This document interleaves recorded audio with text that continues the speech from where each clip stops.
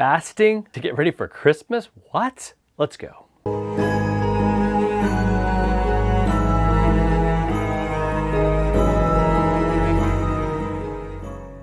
Yeah, today's passage is Isaiah 58. We're looking at verses 7 to 9. And the backdrop of this is fasting. God is kind of getting on his people for really fasting in a false way.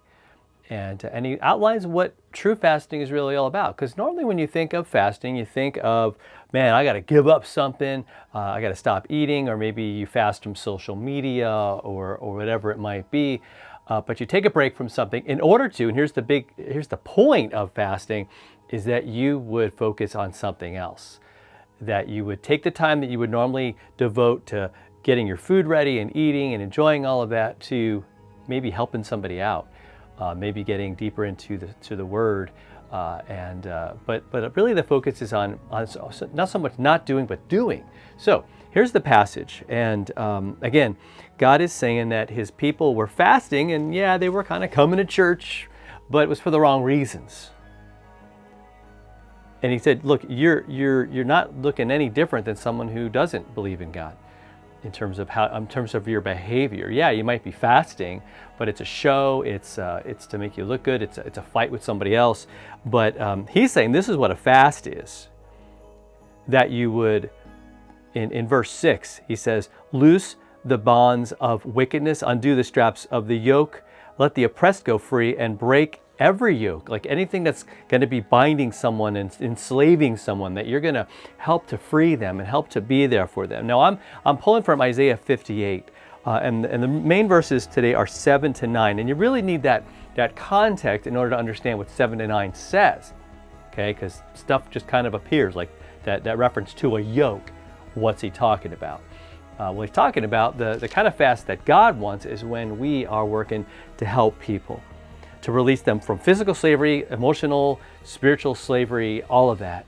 And then verse 7, he goes, look, it isn't like true fasting and true like kind of a spiritual discipline to share your bread with the hungry, bring the homeless poor into your house, and when you see the naked to cover him and not hide yourself from your own flesh, meaning like humanity is your brothers and sisters, like you're going to really hide from them?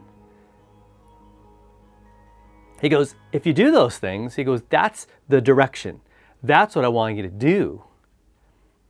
Stop looking at yourself, but, go and actively go and help people. And then he says, your light will break forth like the dawn. Your healing will spring up speedily. Your righteousness shall go before you. The glory of the Lord shall be your rear guard. Why? Because you're doing God's will, right? And he says, and then you will call and the Lord will answer. You'll cry and he will say, here I am. If you take away the yoke from your midst, the pointing of the finger and the speaking of wickedness. So he's saying like the point of all of this, the point of getting ready for Christmas and taking this time in prayer is that we look at what God has done for us in our suffering and we say, okay, look, how can I bring that same love, same forgiveness, that same help into someone else's life and bless them. That's why you see the Salvation Army guy with the bell, right? The ringers out in front of the store. And that's why you see toy drives. And that's why you see all those things, opportunities for us to get involved and to help people. One of the things we do at our church are the boxes, the Operation Christmas things that Billy Graham organization does. And they send these, you fill up a shoebox full of toys and things for little kids. It's awesome. And they get blessed by that. They get to be shown that there's hope because of Jesus and because of his people. So today, let's be praying about that, Lord. How can I kind of take a break from me, from taking, and give to others? Talk to you tomorrow.